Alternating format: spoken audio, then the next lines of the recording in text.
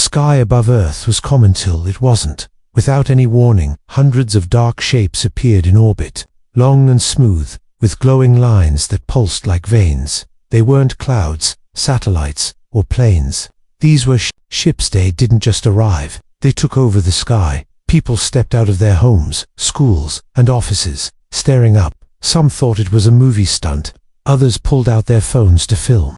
A few thought it was the end of the world, but no one screamed, no one ran.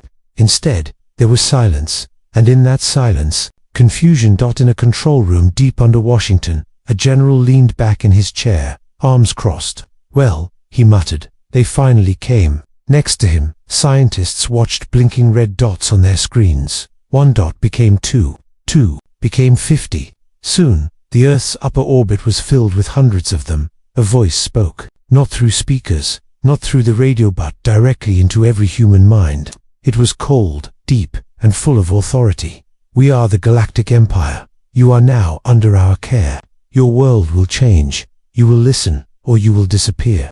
In most parts of the galaxy, that voice brought fear. Planets had surrendered within minutes. Civilizations had fallen just by hearing it. But Earth responded differently.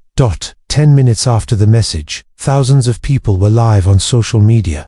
One teenager danced under the sky with a sign, "Welcome aliens, try Pakistan's biryani." First, another posted a meme with a giant alien ship edited to look like a Wi-Fi router. Signal still bad though.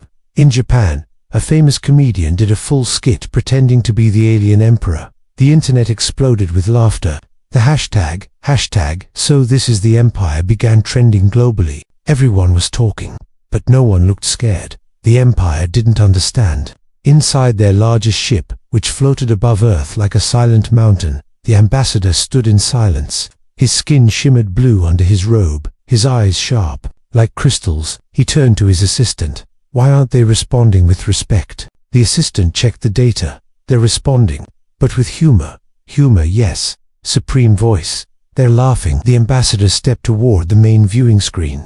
Earth rotated slowly below, a blue, green, and white ball. Peaceful, weak, yet they laughed. He pressed a control on his device. "Send the message again." Louder this time. Back on Earth, every screen, phones, TVs, billboards blinked and changed. The same voice returned. "You are now under our care. You will listen, or you will disappear." But this time, people were ready. They cheered, they clapped.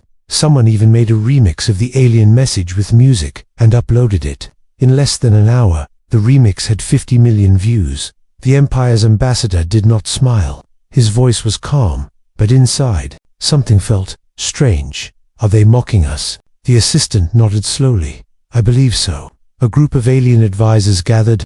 One of them asked, "Do they not understand who we are?" Another replied, "They must not know our history." But the ambassador had read Earth's history. He had seen their past wars, peace, progress, failure, rebuilding. Unlike other planets, humans had always grown stronger after each fall. Maybe that's why they were laughing now, because they had seen worse, and maybe they had seen better still. The Empire followed its plan. The ambassador announced a meeting with Earth's leaders. They chose a location, Central Park, New York. The landing ship touched down quietly, the grass below glowing slightly from its smooth belly. Hundreds gathered, some with signs, some with snacks. One child wore a homemade alien costume and waved. Happily, cameras from every news station rolled live. The ambassador stepped out, tall and glowing, followed by guards in silver robes. He walked to the center of the park and waited. No human leader appeared, just a group of teenagers with phones and soda cans. One of them, wearing a shirt that said, "Earth, level up time," stepped forward. "You're here to take over, or something." The ambassador stared. "Yes, for your own protection." The teen took a sip of his drink. "Cool, just don't mess up the Wi-Fi." And with that, he walked off. The ambassador stood still. The crowd behind the teen cheered and laughed. Some clapped. One man shouted, "You picked the wrong planet for drama." The Galactic Empire had made a grand entrance. They expected fear, but Earth hadn't blinked. No armies had moved. No sirens had screamed. And yet, something felt powerful in that. Laughter, like Earth knew something the Empire didn't. The ambassador returned to his ship. "They are not afraid," he said softly. "No," his assistant replied. they're curious. The ship rose silently back into the sky. From above, Earth still looked small, still looked soft. But the Empire had a strange new feeling about this world. A planet that did not panic. A species that laughed at power. And for the first time the Empire began to wonder, what else were the humans hiding? The countdown to Earth's surrender had just begun. 7 days, 7 chances. But already, the Galactic Empire knew this would not go the way it always had. Not with humans, not with Earth. The second day began quietly. The alien ships still hovered in Earth's orbit, unmoving and silent. They covered the sun in some places, casting long shadows over cities and oceans. People still looked up at the sky, but now, with curiosity instead of fear. Most had already turned the whole event into jokes, stories, even songs. But the Galactic Empire did not come to Earth for comedy. Inside the lead command ship, the ambassador walked slowly across a silver hallway, his hands folded behind his back. The halls echoed with a soft hum. Screens floated around him, showing human reactions, video clips, translations, and emotional analysis reports. "They're not reacting like others," said one of his advisors, walking beside him. "They don't take us seriously," the ambassador replied. The advisor nodded. "Then perhaps it is time for a reminder." The ambassador stopped walking. His voice was quiet. "Yes, a soft reminder." At noon, a message appeared again, this time only in the sky. Giant letters floated above every capital city. Day 2. Warning in progress. Earth watched and waited. A large alien ship broke away from the group in orbit. It lowered slowly into Earth's atmosphere. The ground didn't shake. There was no sound of engines, just a smooth descent, as if gravity didn't apply. It stopped mid-air, just above a wide desert, quiet and empty. People across the world tuned in, expecting something dramatic, but instead, something strange happened. A small Earth truck drove across the sand, bouncing gently on the rough road. It was red, old, and made creaking noises as it rolled up to the alien ship. Behind the wheel sat a man wearing sunglasses, chewing gum. The logo on the truck said, "Star Pizza, hot and ready." The alien ship paused. Then, a door opened. The pizza delivery man stepped out, carrying a box in one hand and a folded receipt in the other. He walked up to the edge of the ship and looked around. "This the Galactic Empire?" he asked. There was silence. The wind moved gently through the desert. Then a voice replied from above, slow and confused. "Yes, why are you here?" "Got an order," the man said, opening the box. "Extra cheese. And a pineapple." "Pine-apple." The delivery man shrugged. "That's what it says. Also, you got a coupon. Half off the second pizza." From their command center, the Empire watched everything in silence. "Is this an attack?" one general asked, genuinely confused. "No," said another. "It's food, but it might be a message." Back on Earth, the pizza man waited. No one came down to collect it. "All right," he said, setting the box gently on the ground. "Don't let it get cold. I'm out." And just like that, he drove off into the desert, leaving a steaming box of pizza at the feet of a ship that had crossed galaxies to deliver a warning. The internet exploded. Within minutes, videos titled, "Pizza vs. Empire, Pineapple Diplomacy," and "When you try to scare humans and get food instead" went viral. People laughed, cheered, and began placing fake pizza orders to the sky. The ambassador watched it all without expression. "They are not serious," he said. "But they are not scared either," his assistant added. "And that is new." Later that day, a group of alien engineers scanned Earth's satellite network. They found almost no advanced defense systems. The ones that did exist were decades behind galactic standards. "This world is unguarded," one of the engineers reported. "No planetary shields, no star-level weaponry, no sign of quantum defense." "Then why the laughter?" the ambassador asked softly. "Why the calm?" Another voice spoke, this time from deeper in the ship. An older alien, quiet but respected, stepped into the room. "They laugh," he said, "because they do not need to speak. They know something we don't, and they're not in a rush to show us." The room went quiet. "Send them one last message tonight," the ambassador said. Something clear. That night, the sky once again lit up with glowing letters. Day 2. Earth will be judged. 5 days remain. But on Earth, people had already moved on to a new trend: alien makeup tutorials, where people painted their faces to look like The Empire's ambassadors added big shiny eyebrows and wore bathrobes. A little girl posted a video where she waved to the sky and said, "Dear aliens, please don't judge us before trying chocolate." Millions watched, millions laughed, and far above Earth, the Empire stared at a planet where humans responded to power, not with panic but with pizza, jokes, and kindness. They didn't understand it yet, but something about this world was different, and slowly, the Empire began to feel it. By the time the third day began, the Galactic Empire's confidence had begun to thin like morning fog.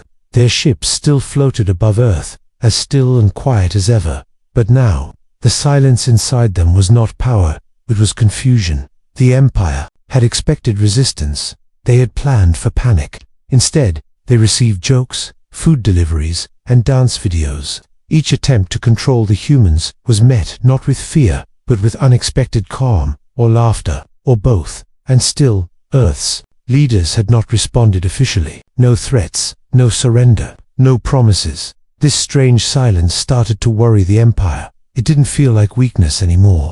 It felt planned. Inside the main command ship, deep in orbit, several alien minds worked day and night to understand Earth's strange behavior. One of the lead analysts, quiet, sharp-eyed alien named Verowin, was staring at data from the past 48 hours. He was the first to notice it. "Look here," Verowin said to his team, pointing to a section of Earth's radio spectrum. "These signals, they are not part of the open broadcasts, not television, not internet. They're buried, very deep."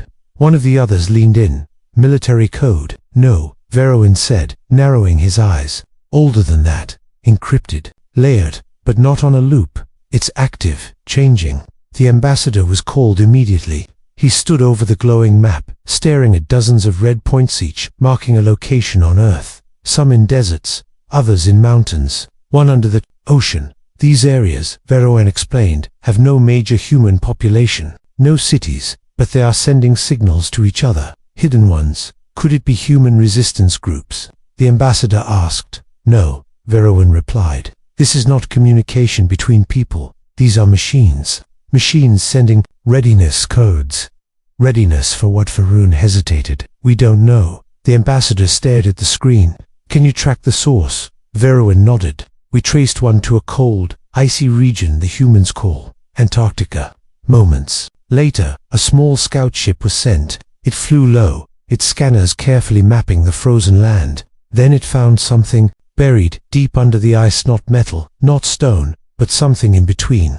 A smooth structure, round and dark, resting silently beneath miles of snow. No doors, no openings, just lines along its surface that faintly pulsed blue. The ship's sensors tried to scan it, but the moment they did, their systems froze for 5 full seconds. When they restarted, the ship's logs had gaps. It was as if the data had been erased from the inside. The pilot reported back quickly. "There is something under the ice, something that does not wish to be seen." The ambassador's voice was calm, but colder than before. "Keep this hidden, even from the Galactic Council." Meanwhile, back on Earth, most people were still busy with their lives. Videos of the pizza delivery had now become a comedy show. Kids at schools were making paper spaceships and naming them after alien words. Late-night shows joked about how the Empire ordered extra drama, but got human hospitality instead.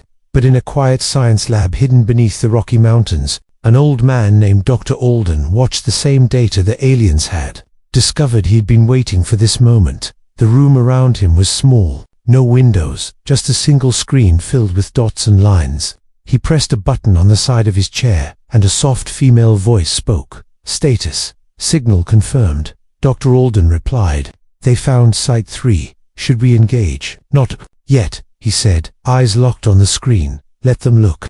Let them wonder."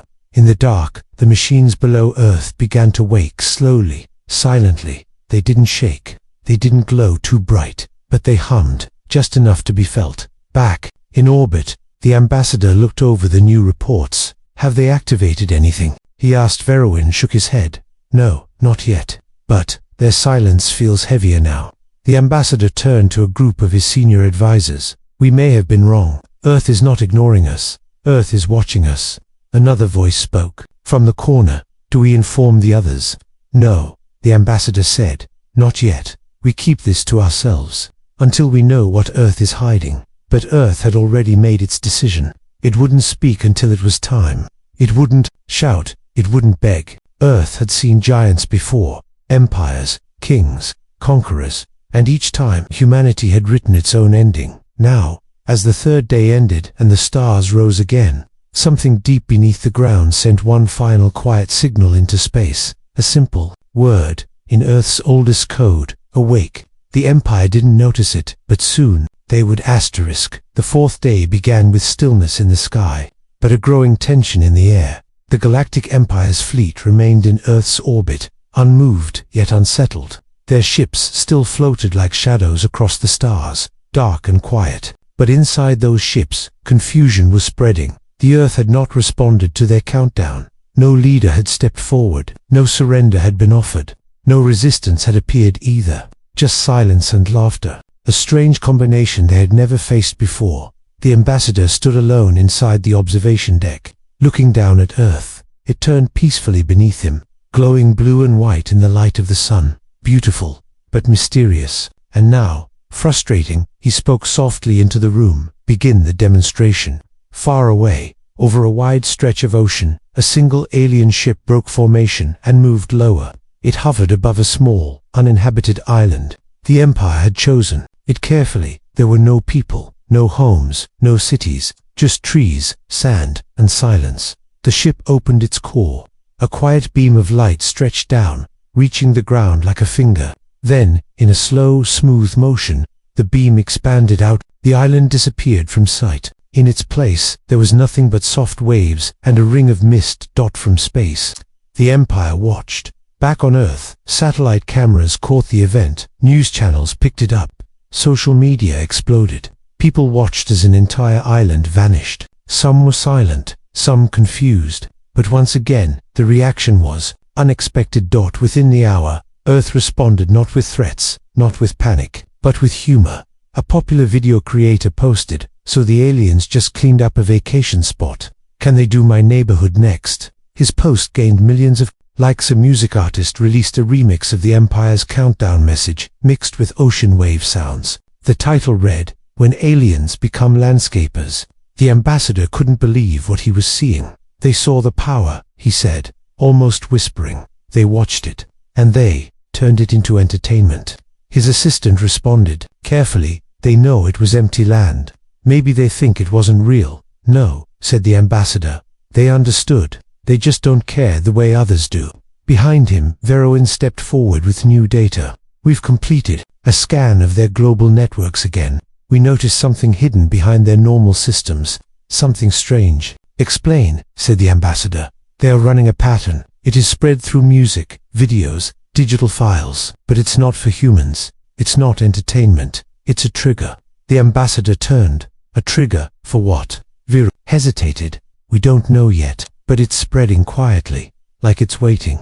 Back on Earth, in a quiet mountain cabin far from any city, an old woman sat in front of an ancient computer. The screen was black, but tiny lines of green code rolled across it, slowly and endlessly. She was one of the few left who remembered how it all began years ago, before the world became noisy and crowded, when Earth had chosen to hide its most advanced secrets, not underground, but in plain sight. She leaned forward and pressed a single key. Across the world, in forgotten corners of cities and forests, machines blinked to life. No alarms, no lights, just silent movement. In an art museum in Italy, a sculpture's eyes glowed. For just 1 second, in a bookstore in Brazil, a child's toy blinked twice and powered off. In a junkyard in South Africa, a broken screen showed one word: prepare. Meanwhile, the Empire's leaders discussed their next step. Some wanted to push harder, others wanted to step back and observe. But the ambassador felt something shifting, something invisible but real. "Earth has not moved its armies," he said. "It hasn't revealed its weapons. And yet, we feel pressure, we feel watched." An advisor replied, "Maybe this is their defense. They let us think we're in control, while they study us." That night, Earth glowed with its usual lights. Cities twinkled. People slept, unaware of the soft signals floating through the air around them. Only a few knew what those signals meant. Only a few were awake to feel the change. Somewhere in the deep forest, a man looked up at the sky. He had once been a soldier. Now, he was a farmer. But he remembered the old days when Earth made the choice to go quiet, to hide, to wait, and now, he could feel it in the ground beneath his feet. The waiting was almost over. In orbit, the ambassador stood once again at the viewing glass. This world, he whispered to himself, smiles at power, and stays quiet at threats. He didn't know it yet, but Earth had already given its reply, not with words, not with weapons, but with silence. And that silence was starting to echo through the stars. The fifth day didn't begin with light. It began with a sound, a quiet, low hum, felt more than heard. It moved through the ocean, across mountains, under cities. Most people didn't even notice it. Some thought it was their phone vibrating. Others blamed passing traffic or an earthquake far away. But the sound wasn't from Earth's surface. It was from somewhere deeper below. At the same time, far out in space, the Galactic Empire's ships adjusted their positions. They had been circling Earth for days, watching and waiting. So far, their methods had been answered only by humor and stillness. But now, things were different. The sensors on their main ship picked up a change. The ambassador arrived in the control room as soft alarms began to pulse. "What are we seeing?" he asked. One of the technicians pointed at the center of a glowing screen. "Energy buildup. Not from any known human technology. It's coming from beneath their ocean. Natural?" The ambassador asked. "No," the technician replied. "Patterned, controlled." The room fell silent. Back on Earth, in the middle of the Pacific Ocean, a swirl began to form on the surface of the water. The clouds above it circled gently. No storm, no wind, just a spiral, clean, smooth, and impossible. A ship, old and forgotten, lay at the bottom of the sea. Its surface was covered in seaweed and coral. But now, those things floated away, as if pulled back by invisible hands. The ship was waking up. It didn't rise quickly. It didn't flash or roar. It simply began to move upward, slowly. The cameras from deep-sea satellites captured it as smooth, metallic shape, unlike any submarine known to humanity. It was large, far larger than any vessel built on Earth. It had no windows, no flags, just lines that pulsed with a soft light, blue and white as it rose. The waters around it remained calm. The sea didn't fight it. It simply parted, as if welcoming back something lost a long time ago. Within hours, the ship reached the surface. It didn't float. It hovered just above the water, quiet and still. From the Empire's fleet above, the ambassador watched the live feed. This is not human," he said. "No records match it," replied Veroan. "Not from Earth, not from any galactic archives. It's older and smarter." The ambassador stepped closer to the screen. "Then who does it belong to?" Veroan paused, then said, "Maybe, Earth itself." At the same time, people across the planet looked toward the ocean. Satellites began reporting strange energy readings from multiple locations. Ancient places, forgotten ruins, places no one had visited in decades. In a quiet observatory in South America, an elderly woman opened a sealed notebook. Inside it were hand-drawn symbols, none of them human. She ran her fingers across the page and whispered, "It's returning." In orbit, the Empire's confidence continued to crack. The ship rising from the sea had released a signal, not aggressive, not loud, but so complex that the Empire's systems took hours to translate a single piece of it. And when they did, the message said, "We remember." It was unclear who he was, or what they remembered. But the Empire began to feel something unfamiliar. Not defeat, not danger, it was curiosity mixed with caution. Later that evening, the ship above the ocean moved for the first time. Not forward, not backward. It tilted just slightly toward the Empire's main command ship, as if it had noticed them. Then, it sent a second signal. This time, the Empire did not try to decode it. Their systems went dark for 3 full seconds. Not broken, not damaged, just paused, as if something had gently reached inside them and asked them to be still. After 3 seconds, everything returned to normal, except for the silence in the room. "This is not what we expected," one advisor said. "No," replied the ambassador. "This world is not what we expected." Back on Earth, in a quiet place between forest and hills, a child asked his grandfather, "Is that ship ours?" The grandfather, who had seen more than most, only smiled. "Maybe not built by our hands, but why, yes, it's ours." As night fell, The ship above the sea lit up just faintly. Not a warning, not a weapon, but a reminder that Earth had secrets. And now, one of them had chosen to rise. The next morning, Earth felt different, not in the way the sky looked or how the air moved, but in the quiet alertness that spread across its people. The Galactic Empire's message still echoed in human minds, but instead of fear, it sparked curiosity. On space stations orbiting Earth, and deep within underground observatories, human minds were already at work. Plans were being adjusted, ideas shared, but nothing was done in a hurry. That was the strange part. Humanity wasn't panicking, it was thinking. Up above, aboard the Empire's grand vessel, Commander Ireland stood near the wide viewing screen.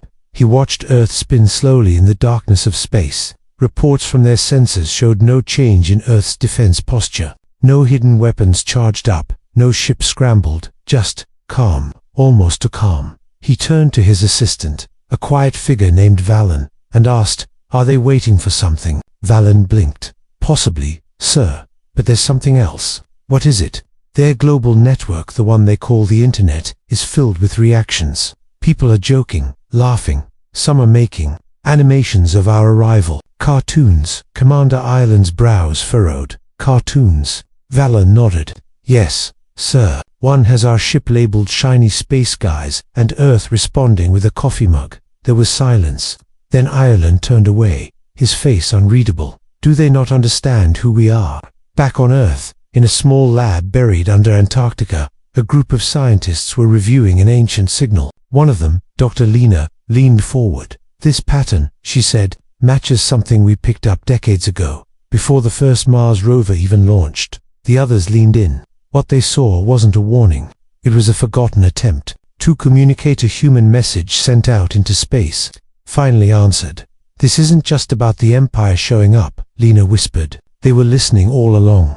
In a quiet valley, far from any cities, a young man named Jay sat beside his grandfather.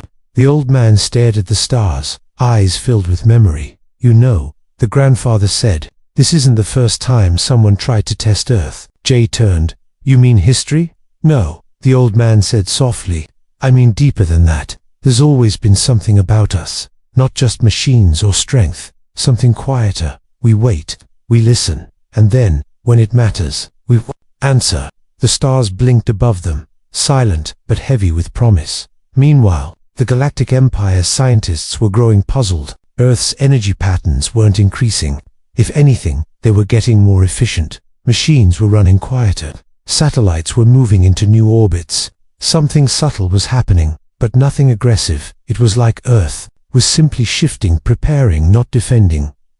In an Empire meeting chamber, the council gathered around a long table. A young strategist, barely past her first promotion, stood and spoke. "I believe Earth is not reacting because they already expected something like this. Not exactly US, but contact. They seem ready." Another official scoffed. "No one is ready for the Empire." The strategist shrugged. "Then why do I feel like we're not in control anymore?" That night, across the world, people slept peacefully. Children dreamed of stars.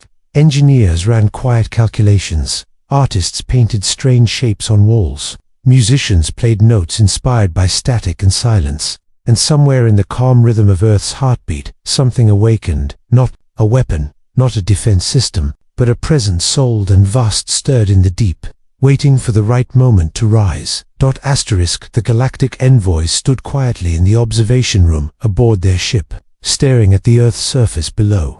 After everything, Earth remained calm. Too calm. It had been several weeks since they had first introduced themselves to humanity. Weeks of tests, cultural exchanges, and constant surveillance. But still, they had found no fear, no hesitation, no plea for help.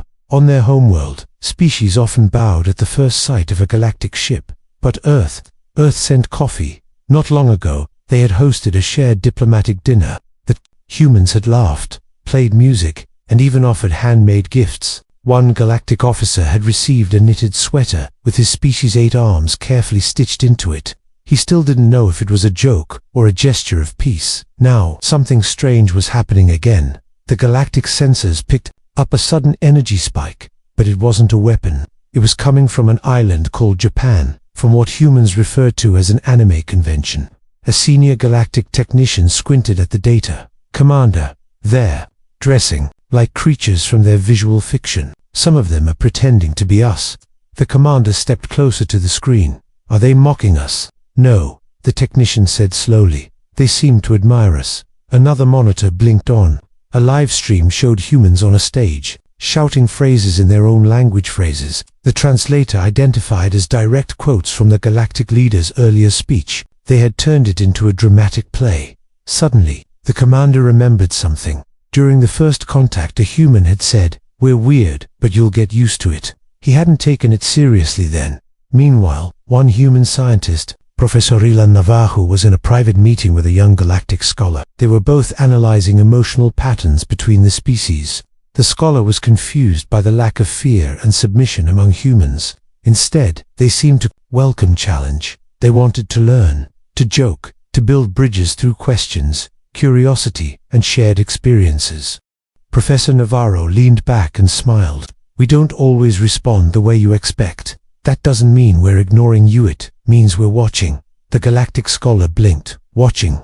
"Yes," Navarro replied, "and deciding how deep we want to go with you." In the orbiting ship, another officer ran a new scan of Earth's planetary data. They weren't building shields. They weren't calling allies. Instead, they had opened thousands of communication channels. Schools were teaching galactic languages. Young children were painting pictures of stars and drawing friendly alien faces. Beside human astronauts, the galactic commander walked toward the center of the deck. "They're not preparing for war or surrender." "No, sir," another replied. "They're preparing for friendship." A silence hung in the air. "Then perhaps," the commander said slowly, "we should prepare for the same." Back on Earth, at a university in Canada, a group of human students had designed a project, a multi-species music concert. They invited galactic musicians to join them, using sound frequencies that both species could hear. The idea was spreading. Like wildfire, an entire broadcast network now existed, just for sharing music and culture between humans and the galactic worlds. What started with the Galactic Empire showing strength, had now transformed into a lesson in humility. They had come to make Earth understand their power. Instead, Earth had shown them something else. Not fear, not control, but the quiet strength that comes from a species that has struggled, survived, dreamed, and smiled through every storm. And in that silent orbit, high above the clouds, the galactic fleet didn't lower their weapons because they were forced to. They lowered them because for the first time they wanted to. And the story wasn't ending, it was only beginning.